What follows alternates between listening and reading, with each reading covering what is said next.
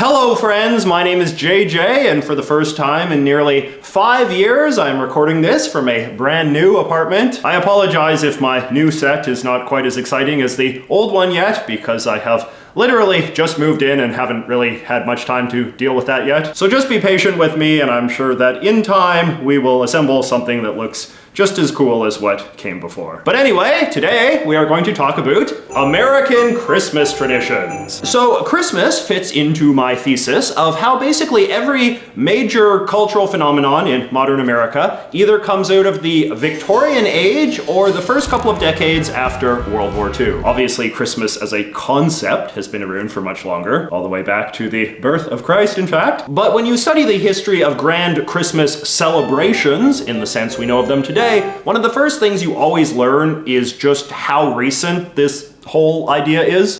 In many ways, Christmas represented the last major high water point of British cultural influence over the US, in the sense that it might be the last cultural phenomenon that we can say was more of a British thing embraced by America, as opposed to an American thing embraced by England, which would of course be the more common direction going forward, with maybe only a few exceptions. When we think of the dominant rituals and aesthetic tropes of American Christmas celebrations, like the Christmas trees and wreaths and holly and cooking old-fashioned foods and playing with old-fashioned toys and just the whole sort of backwards-looking cottagecore vibe more generally, that's all stuff that was dreamed up by the British Victorians as part of their process of reimagining Christmas as a nostalgic materialist holiday. And this British nostalgic version of Christmas appealed to American sentimentality for their own British heritage, just as the British Victorians had themselves been inspired by sentimentality for their Germanic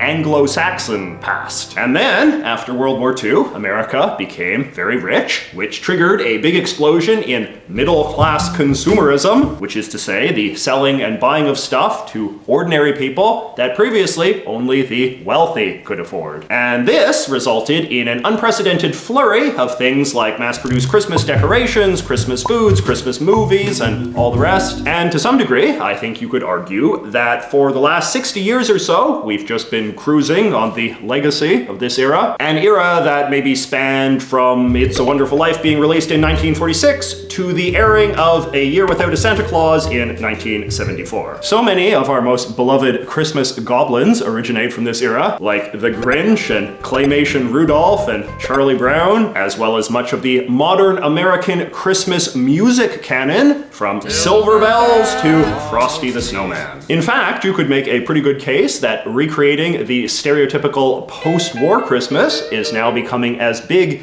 a source of holiday inspiration and sentimentality as the Victorian one. But anyway, all of this got me thinking, is Christmas still evolving? Whenever I posit my Victorian/post-war cultural theory, people often note that our current era is about as far from the post-war era as the post-war era was from the Victorian era, which suggests we might be living on the brink of a cultural age that will prove as transformative as those two. But anyway, even if we accept the premise that we've been sort of dining out on post-war Christmas nostalgia for quite a while now, are there any signs that artists and entertainers and tradition makers more generally have actually added anything substantial to Christmas over, say, the last 20 years or so? I mean, obviously people are trying to add stuff. Every year all sorts of new Christmas TV specials and songs and snacks get released, but making the new Rudolph or candy cane can be a pretty uphill battle.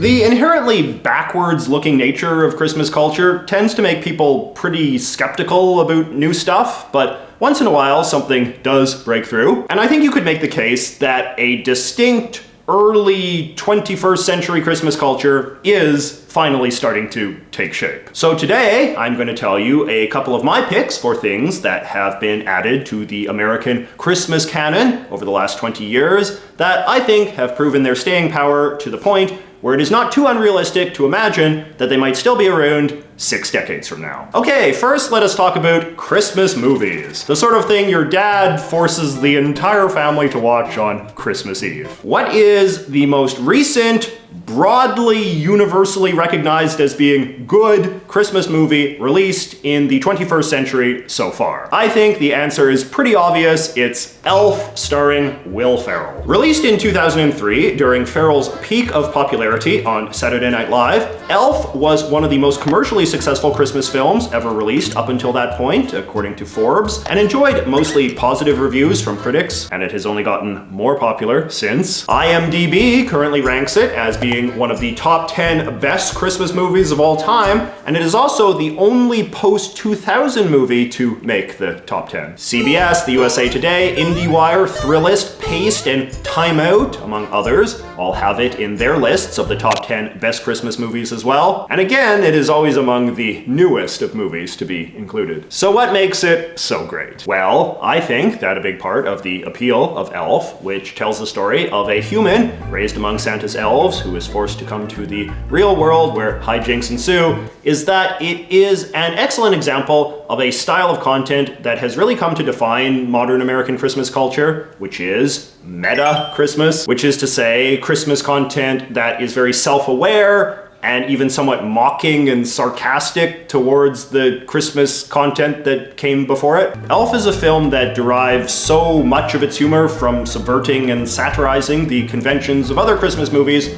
to the point where I think it would be a hard movie to even fully get unless you've already seen most of the other great films of the American Christmas canon. But in any case, Elf does the meta style so well, and with such a genuine playfulness, that it's kind of set the standard for this type of Christmas thing ever since. It's a film that proves you can be self-aware about Christmas entertainment without being jaded or hostile to the holiday, which I think was a sweet spot that a lot of audiences were looking for in 2003 and ever since. All right, and talking of meta Christmas humor, let me now tell you my nominee for the newest Christmas tradition that I believe has successfully wedged itself into the American Christmas canon over the last 20 years, the wearing of the ugly Christmas sweater. These days, if you Google ugly Christmas sweater, you can find dozens of online retailers selling all manner of sweaters done in this very particular style with garish, clashing colors and awkwardly cliched Christmas imagery. Though these particular shirts are all modern, mass-produced, fast fashion churned out in some Bangladeshi factory somewhere, they're supposed to evoke a style of handmade sweater that reached a kind of cultural peak in America during the 1980s when knitting pattern kits became a very hot item with a particular sort of middle-class housewife. I certainly remember my grandmother constantly buying these pattern sets and asking me what kind of sweater I wanted her to knit for me next. Dinosaur, fireman, Ninja Turtles, Christmas-themed ones in particular became very popular things to give to children of this era for Christmas because the sort of people who made these shirts were not exactly masters of subtlety, as you might have noticed. Anyway, as my generation aged, this style of sweater went from being a subject of childhood resentment to wistful nostalgia. It became a symbol of a simpler time, and that time's unintentionally hilarious aesthetics. My hometown of Vancouver actually takes credit for having the world's first ugly Christmas sweater party back in 2002, hosted by these two aging millennials who have since authored what purports to be the definitive history of the ugly Christmas sweater backstory. In any case, over the last 2 decades or so, widespread generational angst at this very particular cultural object has clearly been powerful enough to make the ironic re-embrace of it one of the most viable and entrenched new traditions of American Christmas. Intentionally buying and wearing an ugly Christmas sweater is now the go-to outfit for December office parties, holiday photo ops, and even clubbing. And again, it all gets back to this idea that a lot of the energy animating the creation of new Christmas traditions these days comes from a place of whimsical self-awareness. The idea that Christmas has always been sort of awkward and weird and corny, so why not just embrace it? It's an attitude you can see in a few other relatively modern Christmas traditions as well, like the televised fireplace log, or some of the more deranged Christmas-themed snacks, like gravy-flavored candy canes or fruitcake-flavored mountain do. All right, now how about Christmas decorations? If you had to name an object that has become a fairly ubiquitous presence in a lot of American homes around Christmas time,